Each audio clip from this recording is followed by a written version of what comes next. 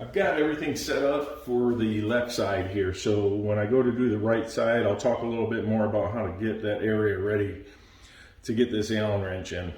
All right, so I'm going to go up to the top front and let's see if we can get that one in there.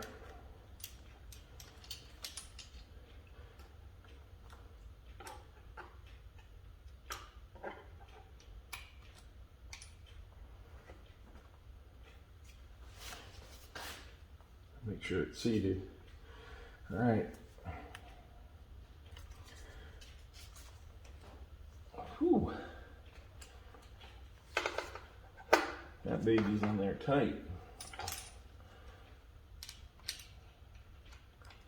All right, so you get the idea. I'm going to go ahead and remove that one, and then I'll start back up on the one towards the rear. Got the first bolt off right here in the front, and what I did to make it a little easier is I just disconnected all these wiring harnesses and tucked them off to the side. All right, I'm going to take the rear bolt off here, and then I'm going to start on the back one and then take this one off and then remove them. Once I get to that point, before I lift it, we'll pick up where I left off. Stand by and we'll be right back. All right, I finally got the pair valve plates bolts off.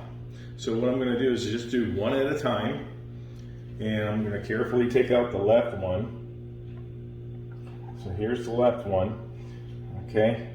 And then if you look, the screws and the reeds are on the bottom of this reed valve here, of this reed for the pair valve. All right, so what I'm going to do is remove it from the pair valve plate, if it'll let me.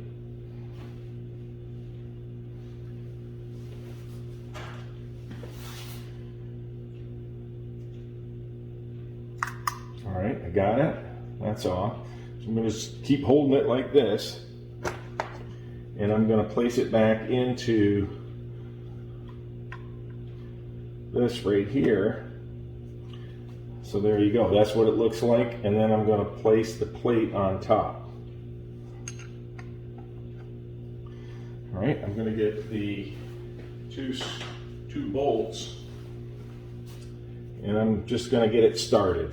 All right, we'll just get this started. And the reason why I'm leaving the reed in is because it has a gasket that seals it off, and I want to make sure that we got a good tight seal here. So I'm not sure what other folks are doing, if they're just totally removing it or whatever, but I did this on the H2 and I left the reed in. The bike runs fine. I've had it on there for probably 4 or 5 years, and it seems to work out pretty good.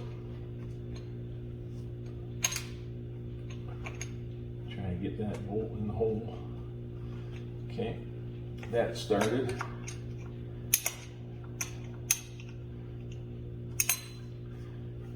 I'll lift the plate up and move it over. Okay, I got the other bolt here.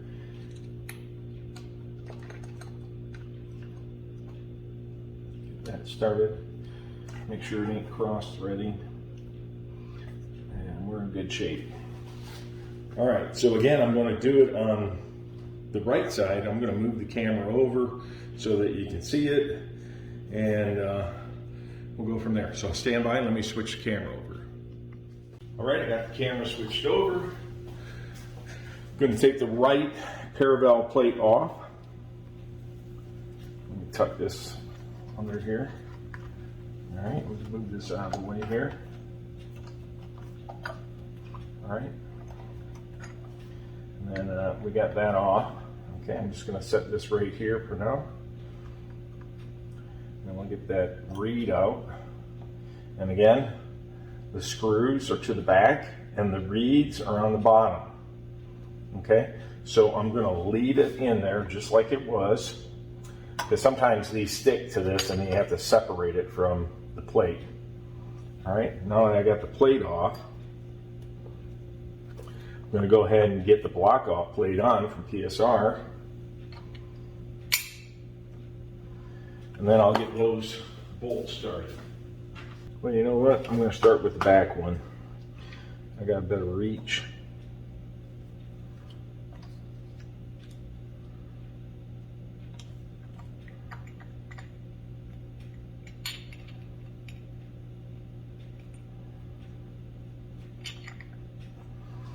And you could put Loctite on, but there's still plenty on there.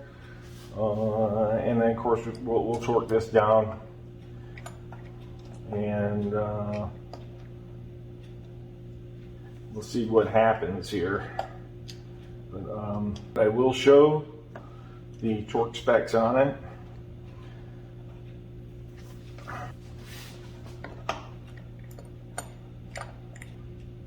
All right, so let me tighten those down, and then I'll show you what it looks like afterwards.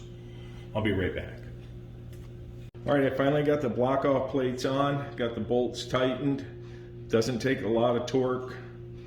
As a matter of fact, according to the manual here, if we look at the diagram here for the air suction plates here, we've got one air suction valve cover bolts are just 89 inch-pounds, or 10 Newton meters. And then of course you got to use Loctite, apply a non-permanent Loctite.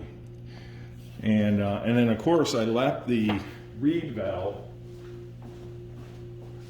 I left the reed valves in because the gasket's on there, and I wanted to make sure we had a good seal, didn't have any air leaking into it. Now what we're going to do is we're going to put the engine seal cover back over the block-off plates like it was, and then reconnect all these wires. So let me get you a good shot here, and then I'll get on the other side.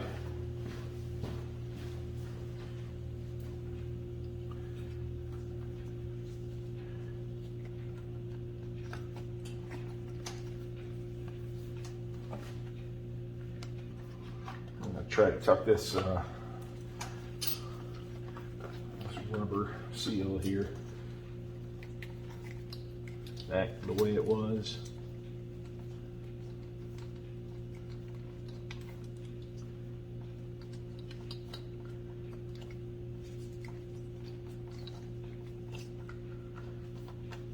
All right, so I'm gonna do a little bit more work here, dressing it up, and then I'll connect all these harnesses and then put them back on their retainers.